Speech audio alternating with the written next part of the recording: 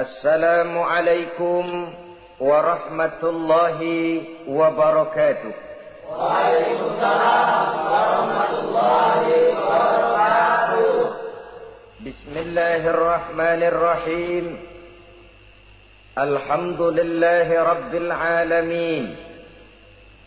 Wal aqibatu lil muttaqin. Wala udwana illa 'alal zalimin.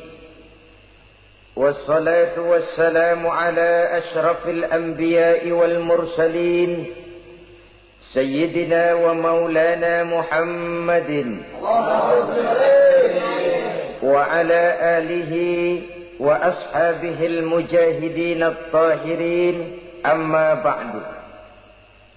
Saudara-saudara kaum muslimin rahimakumullah. Setiap kita muslim di dalam kehidupan ini selalu ingin dicintai oleh Allah Subhanahu wa ta'ala. Dan tidak seorang pun di antara kita yang hidup ingin dimurkai oleh Allah Subhanahu wa ta'ala. Jangankan lagi dimurkai Allah, dimarahi tetangga saja kita kadang-kadang sudah merasa tidak enak. Padahal bagaimanapun, kalau sekadar dimarahi tetangga, kita masih bisa menghindar, pergi atau pindah ke tempat lain. Tahun depan kita kembali lagi barangkali sudah bisa berdamai. Tapi jikalau Allah yang murka kepada kita, padahal alam ini adalah miliknya belaka, rasanya kemana lagi langit tempat kita bernaung, dan kemana lagi bumi tempat kita berpijak. Setiap orang ingin dicintai Allah, tapi tidak setiap orang mau melakukan perbuatan-perbuatan yang kalau dikerjakannya Allah akan cinta kepadanya. Dan setiap orang tidak ingin dimurkai Allah, tapi orang kadang-kadang tanpa sadar melakukan perbuatan-perbuatan yang justru dimurkai oleh Allah Subhanahu wa ta'ala. Pada pertemuan kali ini ingin saya sampaikan kepada hadirin satu hadis qudsi di mana Allah Subhanahu wa taala berfirman melalui lisan Nabi besar Muhammad sallallahu alaihi wasallam, "Uhibbu thalathan wa hubbi li thalathin ashad."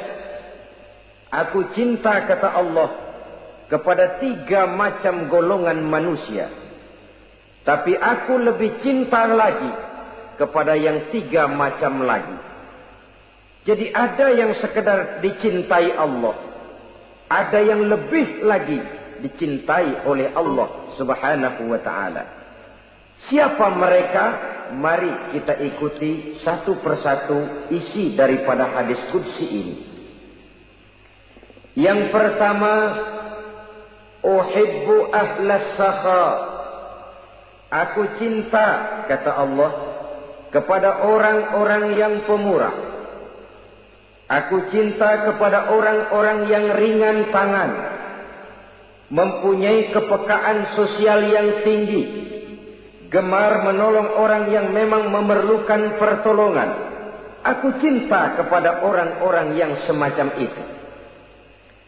Saudara-saudara kaum muslimin rahimakumullah. Di zaman sekarang ini, seiring dengan makin tajamnya persaingan hidup, makin tingginya tensi ekonomi, antara tenaga kerja yang masuk pasaran dengan lapangan kerja yang tersedia jauh dari memadai, gaya hidup orang sumtip, semakin individualis. Timbullah sikap hidup elu-elu, gua-gua. Kepekaan sosial mulai lentur dan luntur, tapi tidak terwujud di dalam kehidupan sehari-hari.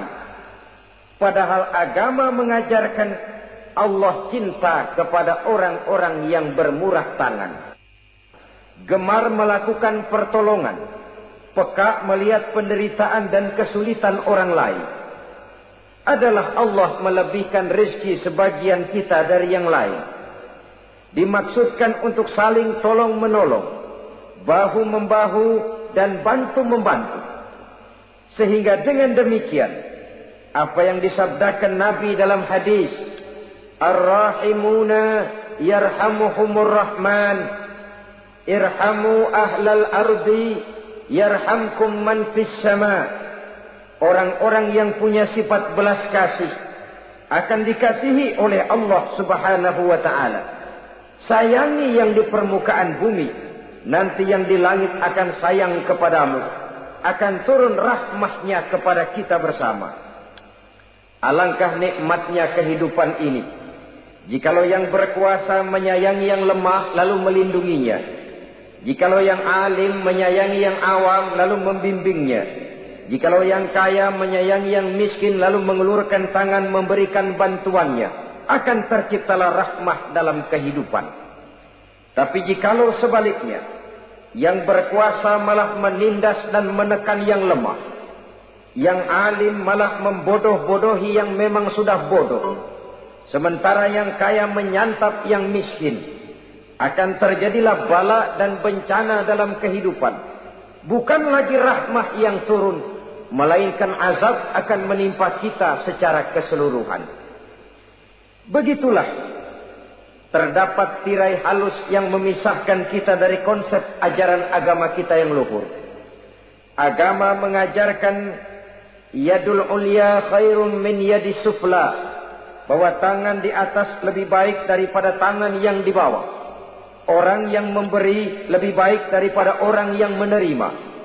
Tapi yang kita praktekkan, kita selalu berada pada posisi tangan di bawah, menjadi umat yang manja, yang lemah, padahal bukan tidak punya potensi, tapi mungkin karena kita tidak pandai menginventarisir potensi. Kadang-kadang ada panitia pembangunan masjid, membangun masjid, meletakkan batu pertama sekaligus jadi batu terakhir. Setelah itu la yamutu wa la yahya, hidup tidak kelihatan geraknya, mati pun tidak ketahuan kuburannya. Masjid impoten, pesantren terbengkalai, majelis taklim terlunta-lunta, rumah sakit Islam tak kunjung selesai. Tidak adakah orang Islam yang kaya? Banyak. Tidak adakah orang Islam yang punya posisi kunci, posisi basah, posisi menentukan? Banyak. Secara jujur kita harus berkata, yang belum banyak ialah yang mau berbuat atas nama dan demi kepentingan agamanya.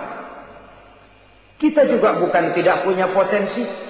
Kita tidak pandai menginventarisir potensi untuk kepentingan dan kemaslahatan kita bersama.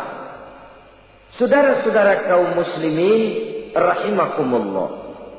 Dengan demikian, kita bisa lihat dalam kehidupan sehari-hari di masjid misalnya. Itu kalau hari Jumat kadang-kadang kita sengaja mau berangkat sholat Jumat tidak bawa uang. Maka yang paling lancar di masjid, kotak. Saudara boleh lihat kotak itu. Dari sudut ke sudut hampir tidak pernah macet. Lancar betul jalannya. Sekali macet, kotak 50, 100. Wajar kalau masjid-masjid kita lalu impoten. Bagaimana akan mengadakan kegiatan kalau tidak ada dana? Oleh karena itu pada kesempatan ini saya ingin mengetuk, berbahagialah kita jikalau oleh Allah Subhanahu wa ta'ala diberikan kepercayaan berupa titipan, wa mal malu wal banuna illa wadai'. Harta dan anak-anak tidak lain satu titipan dari Allah Subhanahu wa ta'ala. Dan pada satu saat titipan itu akan diambil oleh yang empunya. Allah cinta kepada orang-orang yang pemurah. Allah akan memberikan balasan yang berlipat ganda. Kalau saudara bersedekah kepada anak yatim, bukan si yatim itu yang akan membalasnya. Kalau saudara membantu pembangunan masjid, bukan panitia masjid yang akan memberikan ganjarannya.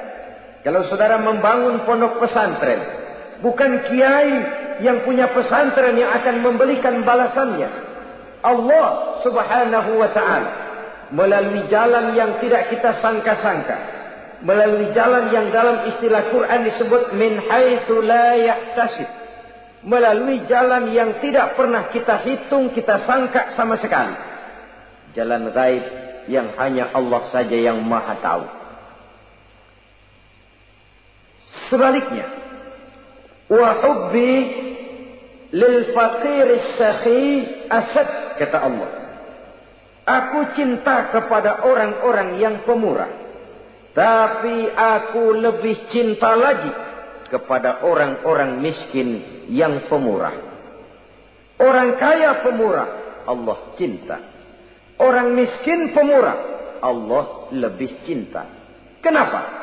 Kalau orang kaya sodakoh 5.000 rupiah misalnya, orang miskin pun sodakoh 5.000 rupiah, sama jumlahnya, sama ikhlasnya, sama halalnya, tapi besarnya pahala lebih besar sodakoh si miskin yang 5.000 rupiah itu ketimbang si kaya yang juga 5.000 rupiah. Kenapa maka demikian? Oh, buat orang kaya uang 5.000 apalah artinya. Tapi buat si miskin, untuk jumlah 5.000 itu dia harus peras keringat, banting tulang, pergi pagi, pulang sore, kaki jadi kepala, kepala jadi kaki.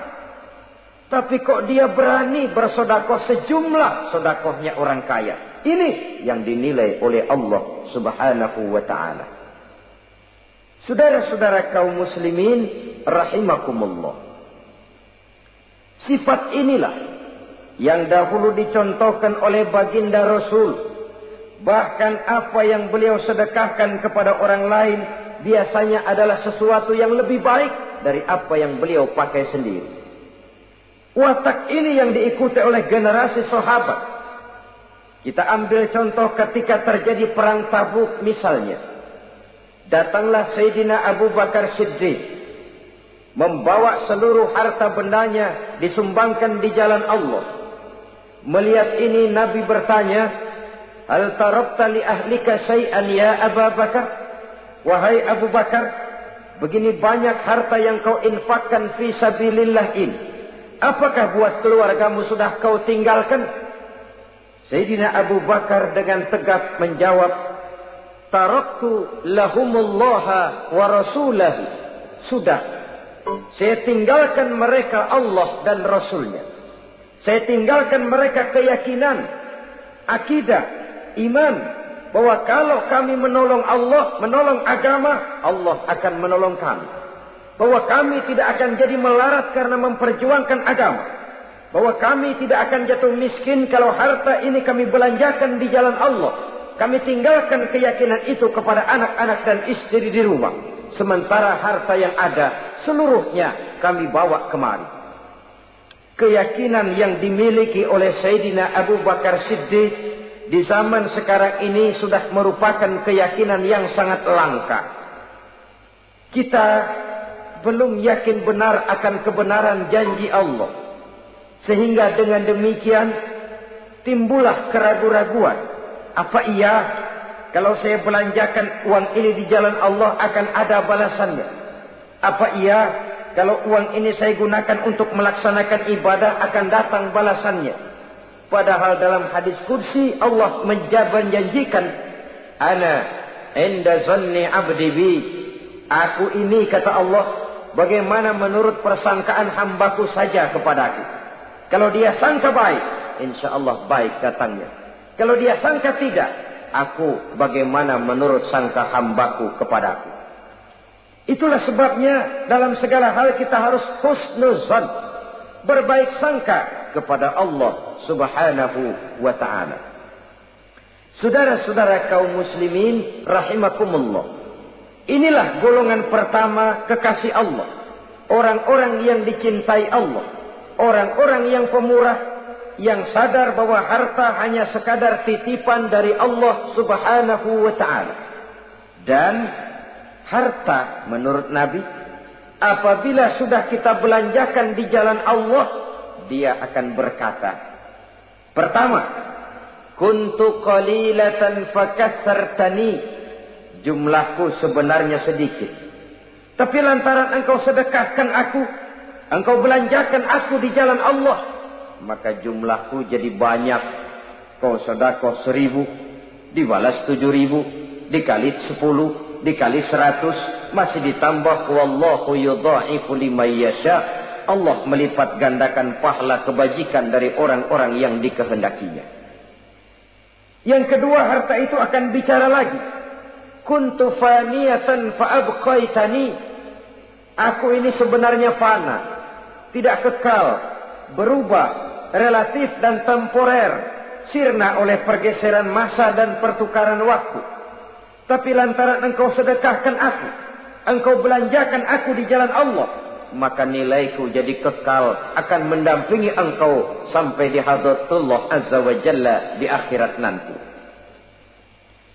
Jadi harta yang kita tumpuk-tumpuk, yang kita sangka akan mengekalkan kita sampai tidak akan miskin 7 keturunan, dengan segala macam cara kita tempuh, dia bukan harta yang kekal.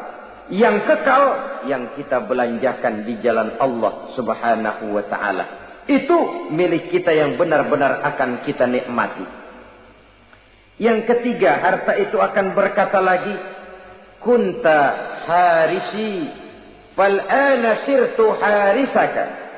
Dahulu kamulah yang menjaga saya, tapi sekarang setelah saya sedekahkan, setelah engkau sedekahkan aku, setelah engkau belanjakan aku di jalan Allah, bukan engkau lagi yang jaga aku, kata si harta, akulah yang akan menjagamu. Di dunia orang yang rajin sedekah, sedekahnya itu menolak bala, terhindar dari segala bencana dan musibah. Sementara di akhirat sedekahnya itu akan menjadi dinding yang menjaga dia dari jilatan api neraka. Demikian harta yang sudah kita infakkan, kita belanjakan, kita sedekahkan di jalan Allah itu akan menjadi pejangga kita. Sehingga Nabi menyatakan, inna sedaqatal mar'il muslim tazidu fil umri wa tadfa'u mitatas su'i. Sesungguhnya sedekahnya seorang mukmin dapat menambah umur panjang dan menyelamatkan seseorang dari mati secara su'ul khatimah. Marilah kita melihat bahwa agama ini memerlukan kita, bahwa umat ini mengharapkan pengorbanan kita. Dengan segala kemampuan yang ada pada diri kita, mari kita menyadari bahwa harta kita yang benar-benar milik kita, sesungguhnya yang sudah kita belanjakan di jalan Allah subhanahu wa ta'ala.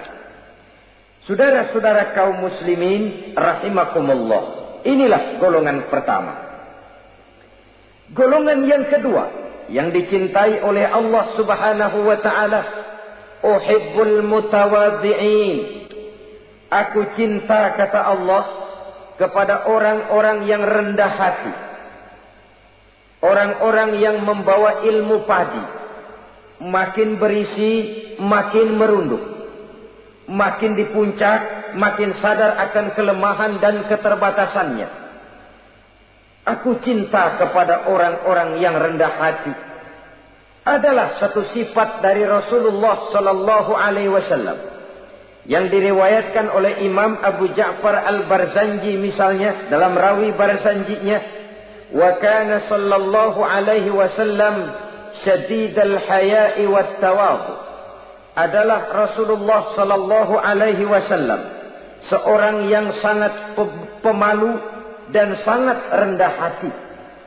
Tawadhu, tidak melonjak menjadi angkuh dan sombong, walaupun beliau adalah asraful anbiya wal mursalin, nabi dan rasul termulia, imamul muttaqin, imamnya orang-orang yang bertakwa, rahmatan lil alamin, diutus sebagai rahmah bagi seluruh alam. Tapi tawaduknya demikian luar biasa. Ketika beliau terusir dari Mekah, kita bisa membayangkan meninggalkan kampung halaman, meninggalkan keluarga yang berbeda akidah, hijrah ke Madinah. Tapi pada lain kesempatan, ketika beliau dengan bala tentaranya masuk ke kota Mekah, dan orang-orang kafir Quraisy yang kita kenal dalam peristiwa Fathu Makkah itu, gentar hati mereka, sembunyi di dalam rumahnya masing-masing. Mereka masih ingat beberapa tahun yang silam, Dikala Nabi Muhammad dan para sahabatnya dikejar-kejar, terusir dari Mekah hijrah ke Madinah. Sekarang Rasul kembali ke Mekah dengan segala keperkasaan bala tentaranya. Mereka berpikir, andai kata Muhammad mau saja membalas dendam, habis kita ini, habis, tidak akan tersisa. Dahulu dia kita caci maki, dahulu dia kita usir, dahulu dia kita kejar-kejar untuk kita bunuh. Sekarang kita tidak berdaya. Muhammad dengan perkasa, dengan bala tentaranya yang gagah sekarang masuk ke kota Mekah. Apa yang harus kita lakukan? Mereka menunggu dan menunggu. Dan Nabi dengan gagah masuk ke kota Mekah bersama bala tentaranya. Apa ucapan yang pertama beliau lontarkan? Pembalasan dendam? Tidak. Mencari orang-orang yang dulu mengejar, memusuhi, mengancam akan membunuhnya? Tidak. Beliau tidak teriak-teriak, mana itu Abu Jahal, mana itu Abu Lahab, mana itu Abu Sufyan, mana itu dulu orang-orang yang memusuhi saya dan sahabat saya. Ayo keluar kalau berani, ha? Tidak. Pidato ucapan pertama yang keluar dari bibir yang mulia itu sungguh di luar perkiraan kufar Quraisy. Apa jawab Nabi? Pidato Nabi, al-yauma yaumul marhamah. Tuan-tuan para Quraisy, tidak usah khawatir. Hari ini adalah hari yang penuh kasih sayang. Saya masuk ke kota Makkah semata-mata untuk menunaikan ibadah. Tidak akan ada balas dendam. Tidak akan ada pertumpahan darah. Siapa yang masuk ke Masjidil Haram dia aman. Siapa yang masuk ke Masjidil Haram dia tenang, tidak akan diganggu barang sedikit pun. Bersih hatinya dari balas dendam. Tidak ada watak untuk menunjukkan kepongahan pada beliau berada di puncak kejayaan. Tidak. Ini yang disebut syadidul haya wat tawadhu. Sangat rendah hati. Tidak melonjak menjadi angkuh dan sombong lantaran keberhasilan yang pernah dicapainya.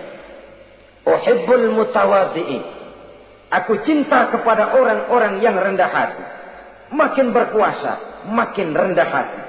Makin berilmu, makin rendah hati. Makin kaya, makin tawadhu. Wa hubbi lil ghaniyil mutawadhi ashad. Tetapi kata Allah, aku lebih cinta lagi kepada orang-orang kaya yang rendah hati. Orang miskin tidak sombong, Allah cinta.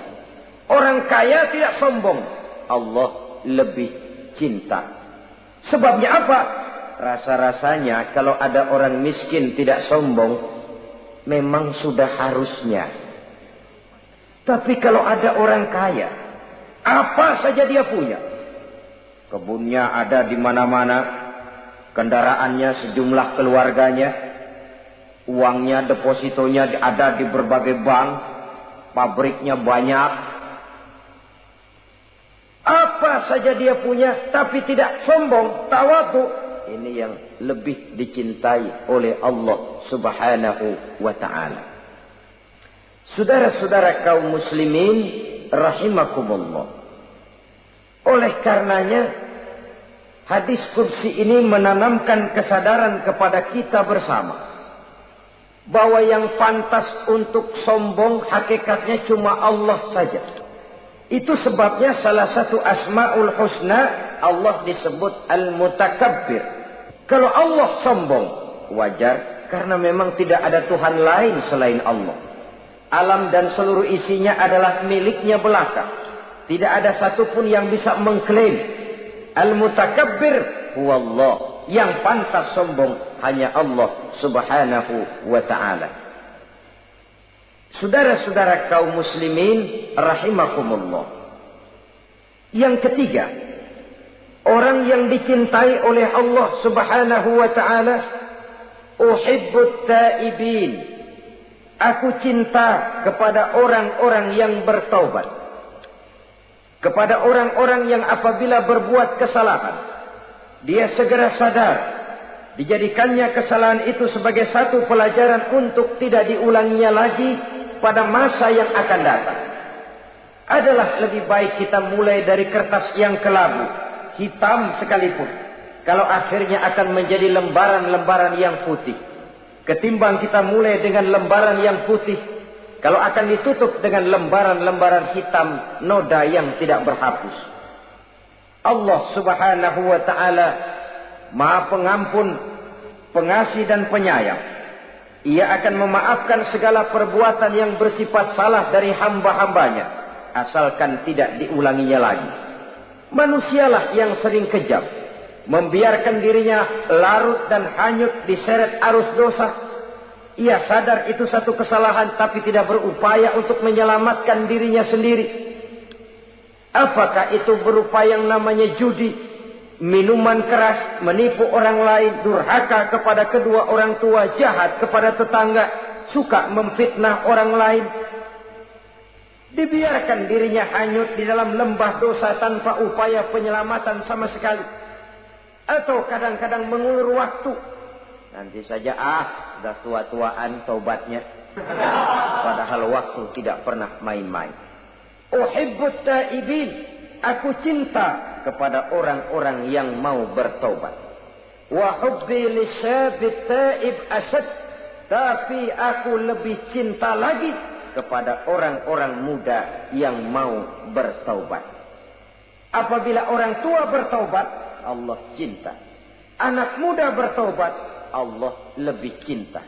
Dalam usia mudanya, di mana darah masih mengalir dengan panas, sejuta khayal dan keinginan masih bersemi di dalam benaknya, dia sanggup blokir semua itu, disalurkannya di jalan Allah.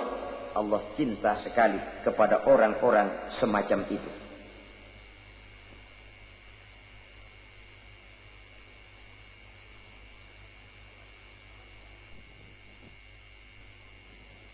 Saudara-saudara kaum muslimin rahimakumullah. Kalau tadi sudah saya jelaskan 3 golongan orang-orang yang dicintai Allah, yakni para kekasih Allah. Orang-orang yang pemurah, gemar memberikan pertolongan. Kemudian yang kedua, orang-orang yang rendah hati. Dan yang ketiga adalah orang-orang yang suka bertaubat. Maka kemudian hadis qudsi ini dilanjutkan oleh Allah Subhanahu wa ta'ala dengan menjelaskan lawanan dari 3 golongan tadi. Kalau 3 golongan tadi adalah orang-orang yang dicintai Allah, maka 3 golongan yang berikutnya adalah mereka yang dibenci, dimurkai oleh Allah Subhanahu wa ta'ala. Siapa mereka? Jumlahnya juga 3, lawanan dari yang 3 tadi pertama. Yang pertama, saudara-saudara, abghadul bukhala, aku benci, kata Allah, kepada orang-orang yang bakhil, orang yang kikir, orang yang diberikan amanah berupa harta, lalu tidak tersentuh hatinya melihat kesulitan dan penderitaan orang lain. Tetangganya meratap dan merintih kelaparan, sementara ia dengan tenang berpangku tangan, padahal ada kelebihan rizkinya. Ia tahu kesulitan orang lain, tapi ia tidak berusaha mengulurkan tangan memberikan bantuan. Kenapa seseorang bisa terjebak ke dalam penyakit bakhil bin kikir alias pelit seperti ini? Oleh karena harta benda dunia itu sudah berakar kuat di hatinya. Tidak mau lepas lagi ia dari sana. Tidak mau berpisah ia dengan harta itu walau sedikit jua pun. Dan memang para ulama sufi mengajarkan, orang kaya itu ada 2. Ada orang kaya hakiki, ada orang kaya majazi. Orang kaya hakiki, orang kaya sebenarnya adalah orang yang kaya hatinya. Luas cakrawala pandangannya, terbentang nuansanya, tidak cuplik melihat karunia yang diberikan Allah dalam kehidupan ini. Orang yang kaya hati, inilah orang kaya hakiki. Adapun orang kaya majazi adalah orang yang banyak hartanya tapi miskin hatinya. Hidupnya sudah melimpah tapi ia selalu merasa kurang, maka ia tidak pernah cukup. Posisinya sudah kaya tapi ia masih merasa miskin, maka ia pun selalu miskin. Imam Ghazali rahimahullah memberikan contoh yang indah. Perjalanan hidup manusia sama dengan naik kapal laut yang besar menuju pulau bernama akhirat, mencapai pantai surga bahagia. Kapal ini akan singgah di satu pulau bernama dunia. Para penumpang diperbolehkan turun, tapi sebelumnya diingatkan lebih dahulu bahwa ini cuma sekedar tempat transit. Di dunia, di pulau yang bernama dunia, para penumpang boleh mengambil apa yang memang diperlukan untuk bekal dalam perjalanan. Tapi jangan lupa bahwa kapal akan melanjutkan perjalanan menuju kepulauan akhirat yang kekal dan abadi. Maka turunlah para penumpang ke pulau yang bernama dunia ini. Macam-macam tingkah lakunya ketika mereka menjejakkan kaki ke pulau dunia. Ada yang tetap sadar kepada pesan nakoda. Dia turun ke pulau yang bernama dunia, yang hijau, ranau, indah, memikat, mempedaya, mempesona. Tapi ia tetap sadar, ini cuma tempat transit. Ini cuma tempat persinggahan sementara. Bukan ini tempat yang akan saya tuju. Kapal akan segera berangkat. Saya harus bersiap-siap. Diambilnya apa yang diperbolehkan di pulau bernama dunia sebagai bekal menuju perjalanan akhirat. Dan setelah itu dia segera kembali ke kapal untuk melanjutkan perjalanannya. Ada pula penumpang yang lalai. Ketika turun ke pulau bernama dunia ini, ia lupa kepada pesan sang nakoda. Ia terpedaya oleh hijau ranaunya kepulauan dunia. Ia terpikat oleh gemerlapnya kehidupan dunia. Sibuklah seluruh waktunya untuk mengambil segala yang ada di kepulauan dunia ini. Ia menyangka bahwa ia sudah sampai kepada tujuan yang sebenarnya. Dikala peluit kapal berbunyi, pertanda kapal akan segera berangkat, rupanya baru sadar dia bahwa ini bukan tujuan yang sebenarnya. Ia berusaha kembali ke kapal, walaupun masih bisa ikut naik kapal, tapi sayang tempatnya sudah ditempati oleh orang lain. Inilah contoh dari orang-orang yang kehidupan dunia telah melalaikan mereka daripada tujuan akhirat. Yang lebih celaka adalah nasib penumpang ketiga. Mereka yang tertinggal sama sekali di kepulauan dunia ini. Mereka lah orang-orang kafir, orang-orang munafik, orang-orang musyrik. Bagi mereka surgalah dunia ini. Bila kehidupan dunia berakhir, berakhir pula lah surganya sampai di situ. Ia menyangka sudah sampai kepada terminal akhir, padahal cuma sekedar halte, tempat di mana kapal singgah sebentar saja untuk melanjutkan perjalanan menuju kepulauan akhirat yang kekal dan abadi.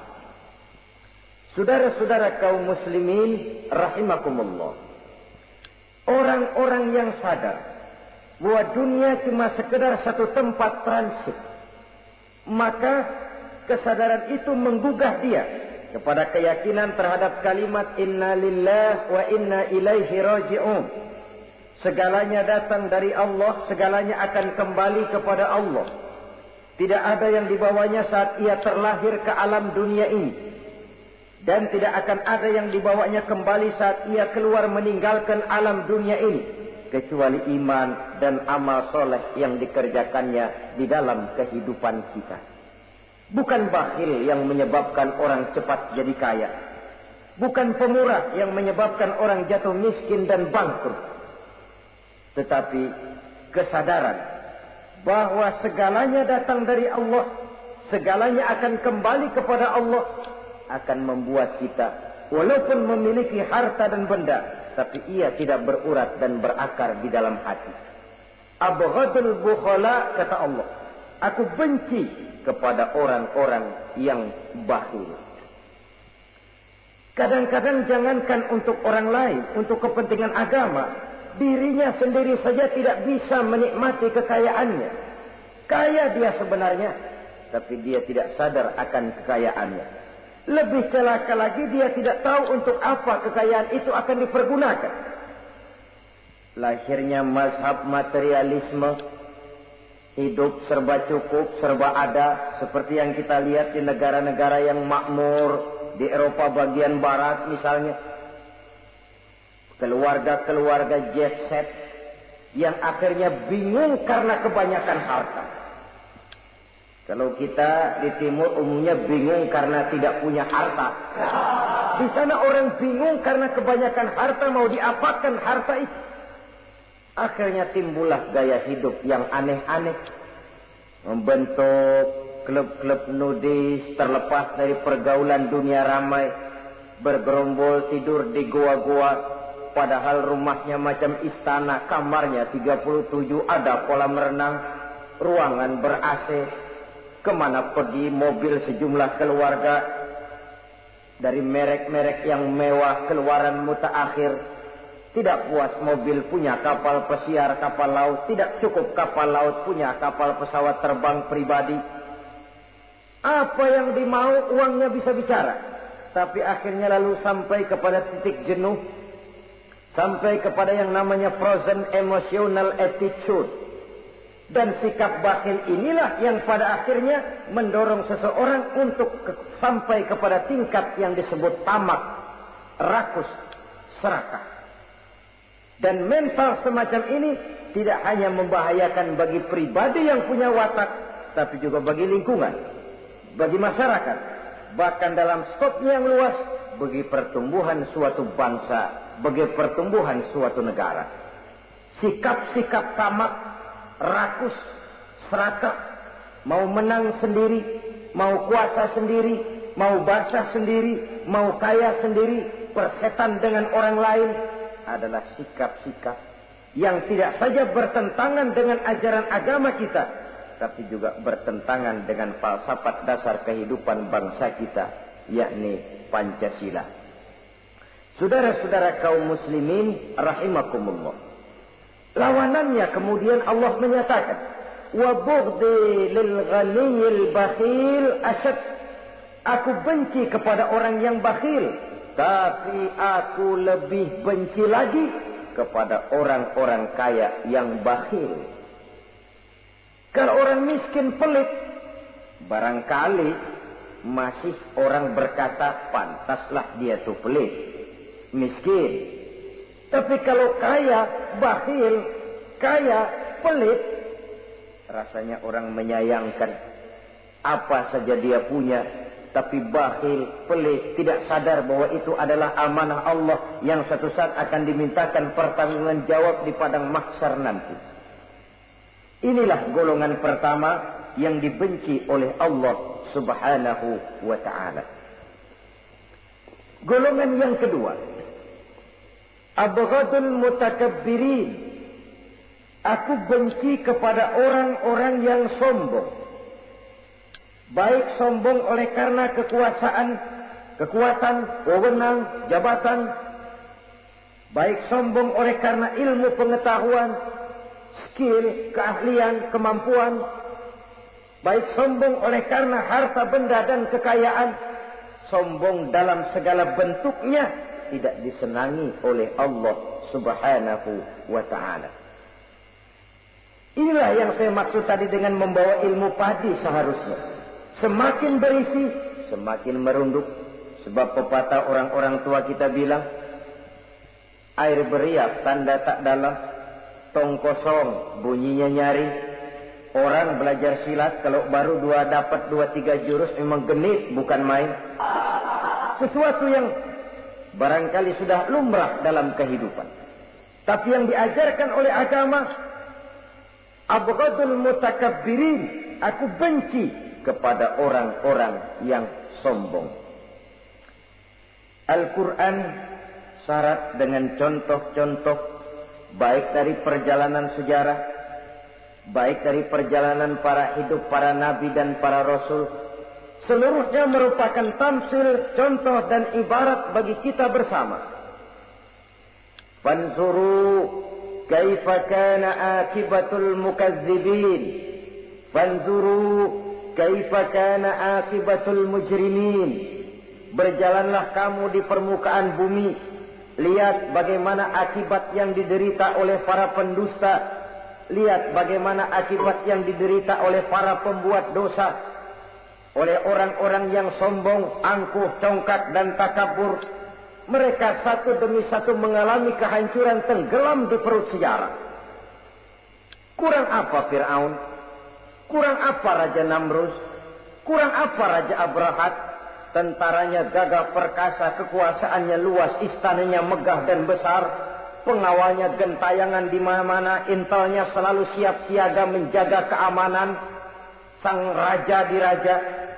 Entok waktu berputar masa beredar, tenggelam oleh perputaran waktu dan peredaran zaman. Tidak ada satu keabadian dalam kehidupan ini. Akankah kita melahirkan Fir'aun kelas baru, Namrud di zaman modern, Abrahat gaya kini, yang semakin berada di puncak kekuasaan semakin lupa diri dan lupa daratan, menjadi orang yang hanya mau benar sendiri, adil sendiri, makmur sendiri, tidak peduli menari di atas bangkai dan penderitaan orang lain? Akankah kita melahirkan korun gaya baru yang sombong oleh karena harta kekayaan yang berlipat ganda? Ataukah kita akan melahirkan barsisul abid gaya baru yang sombong oleh karena ilmu pengetahuan yang dimilikinya? Marilah kita menyadari al-mutakabbir huwa Allah. Yang pantas, boleh dan sombong, wajar untuk sombong, cuma Allah subhanahu wa ta'ala. Abghadul mutakabbirin, aku benci kepada orang-orang yang sombong. Saudara-saudara kaum muslimin rahimakumullah, lawanannya kata Allah, selebihnya wa bughdi lil faqiril mutakabbir asyad. Tetapi kata Allah, aku lebih benci lagi kepada orang miskin yang sombong. Ini yang sudah tidak punya pilihan. Orang pintar sombong barangkali lumayan, goblok sombong minta ampun. Pejabat sombong barangkali karena punya pangkat. Rakyat sombong, apa yang mau disombongi? Orang kaya sombong barangkali karena kekayaannya. Melarat, miskin, sombong, minta ampun. Sebab itu kata Allah, aku benci kepada orang-orang sombong, tapi aku lebih benci lagi kepada orang-orang miskin yang sombong. Hadis qudsi ini tentu saja memberikan satu kesadaran rohani yang paling dalam pada kehidupan kita setiap pribadi muslim, bahwa kita sejauh yang bisa kita lakukan hanyalah berusaha berbuat. Kita terikat oleh sunnatullah, kata kita orang beragama, hukum alam kata para ahli alam, natural of law katanya. Tapi di sebalik itu sesungguhnya segala hasil usaha, kepastian dan ketentuannya hak prerogatif dari Allah subhanahu wa ta'ala. Sehingga pada puncaknya kita akan sampai kepada penjujur, la haula wa la quwata illa billah. Tidak ada daya kita, tidak ada kekuatan kita kecuali apa yang memang telah diberikan Allah. Ialah sumber daya, sumber gerak, sumber seluruh kekuatan. Dan kita manusia hanya mencapai itu kalau dikaruniai oleh Allah subhanahu wa ta'ala. Sewajarnya, makin bertambah ilmu, makin sadar kita akan kebodohan kita. Seperti yang diucapkan oleh Al-Imam Syafi'i rahimahullah, setiap tambah ilmuku, bertambah taulah aku akan kebodohanku. Sewajarnya, semakin bertambah harta kita, semakin sadar kita akan kemiskinan kita. Semakin bertambah tinggi pangkat dan jabatan kita, semakin sadar kita dari mana kita datang, kemana kita akan pulang, dan di mana kita akan berada sekarang. Dengan kata lain, ilmu itu, harta itu, pangkat dan kedudukan itu sesuatu yang perlu dan perlu. Tapi bukan sebagai tujuan. Semuanya cuma sekedar alat. Tujuannya apa? Jangka panjang di akhirat untuk mencapai ridho Allah. Jangka pendek di dunia ini harus menjadi rahmatan lil alamin. Bagaimana ilmu itu jadi rahmah bagi lingkungan? Bagaimana kekuasaan itu jadi rahmah bagi lingkungan? Bagaimana harta itu jadi rahmah bagi lingkungan? Berfungsi sosial untuk kebersamaan di dalam kehidupan ini. Saudara-saudara kaum muslimin rahimakumullah. Inilah golongan kedua yang dimurkai oleh Allah Subhanahu wa ta'ala. Golongan yang ketiga, abghadul fasaq. Aku benci, kata Allah, kepada orang-orang yang berhati keras, berhati batu, tidak mempan nasihat, baik nasihat itu datang dari Allah, baik nasihat itu datang dari orang lain, baik nasihat itu datang dari dalam dirinya sendiri, atau bernasihat yang dipandangnya, yang dilihatnya dalam segala gerak kehidupan. Satu hari bahkan beberapa sahabat pernah menghadap Rasulullah sallallahu alaihi wasallam. Ya Rasul, jikalau sekarang ini kami nyaris tidak punya problem, artinya semua problem kami tuntas, sedikit kami bingung, Tuanlah tempat kami bertanya. Kami tidak mengerti hukum, Tuan tempat kami meminta fatwa. Kami ingin mendapat petunjuk, kepada Tuan kami mengadu. Tapi nanti kalau satu saat Tuhan telah berangkat meninggalkan kami ya Rasulullah, menghadap Allah Subhanahu wa ta'ala, tinggallah kami hidup tanpa bimbingan Tuhan, kemana lagi kami harus minta nasihat? Baginda Rasul senyum, kemudian beliau menjawab, taraktu lakum nasihataini. Kamu tidak usah khawatir. Kalaupun pada satu saat nanti aku berangkat meninggalkan kamu semua, kembali menghadap Allah Subhanahu wa ta'ala, kamu tidak perlu bingung. Tempat kamu minta nasihat ada, tempat kamu bertanya ada, tempat kamu minta fatwa dan kepastian hukum ada. Taraktu lakum nasihataini. Aku tinggalkan untukmu dua macam nasihat. Pertama, yang aku tinggalkan kepadamu itu nasihat yang pandai bicara. Yang kedua, yang aku tinggalkan kepadamu itu nasihat yang diam saja. Sahabat lalu bertanya, kalau nasihat yang bisa bicara itu apa ya Rasul? Beliau menjawab, Al-Quranul Karim. 6.666 ayat, 30 juz, 114 surah, seluruhnya nasihat bagi umat Islam. Apapun yang akan kau kerjakan, kemanapun kau akan pergi, bertanyalah kepada Al-Quran, minta nasihatnya. Bertanya langsung? Tentu tidak. Bertanya kepada Al-Quran artinya fas'alu ahla dzikri in kuntum la ta'lamun. Jikalau kamu memang tidak mengerti, bertanyalah kepada yang mengerti. Yang mengerti Al-Quran tentu tidak lain para ulama, para kiai, para asatiz, guru-guru yang mengasuh kita di majelis ta'lim. Nasihat yang pandai bicara, Al-Quranul Karim. Kemanapun saja kaki akan kita langkahkan, ke arah manapun bumi yang akan kita tuju, mintalah lebih dahulu nasihat Al-Quranul Karim. Usaha apapun yang akan kita lakukan, mintalah nasihat kepadanya. Itu nasihat yang pandai bicara. Lalu sahabat bertanya lagi, kalau nasihat yang diam saja itu apa ya Rasul? Beliau menjawab, nasihat yang diam saja itu maut. Diam saja dia, tidak bicara, tapi pasti datangnya. Dan itu jadi nasihat. Kalau sekarang kau menyolatkan orang lain, apa tidak mungkin besok kau disolatkan orang?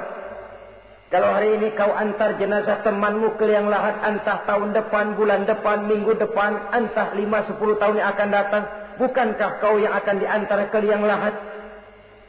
Kau tengoklah temanmu itu.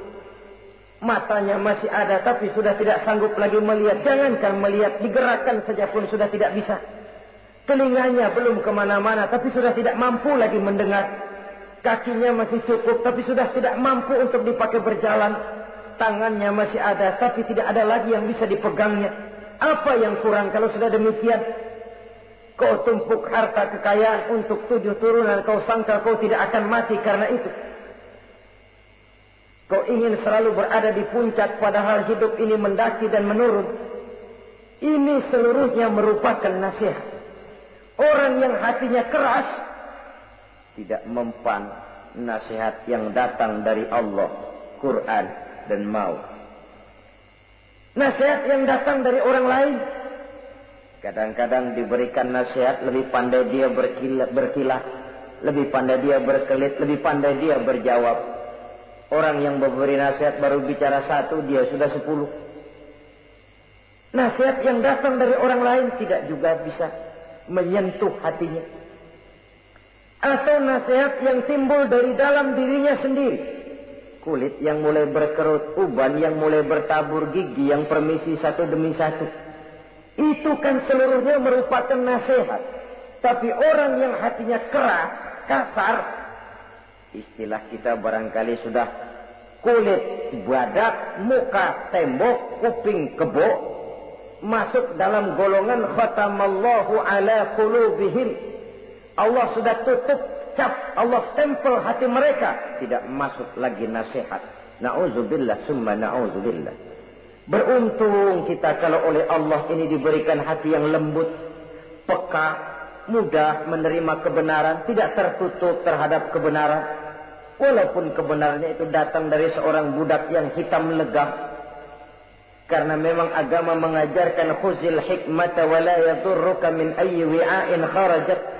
Ambillah hikmah, ambillah kebenaran, tidak usah terlalu kau pedulikan dari mana sumbernya. Asal itu merupakan kebenaran, jadikan sebagai nasihat di dalam kehidupan. Saudara-saudara kaum muslimin rahimakumullah. Rugi dan celaka kita kalau sampai diberikan hati yang keras, kasar, masuk dalam qaswatul qalbi, hati yang kasar, keras, tidak mempan nasihat apapun.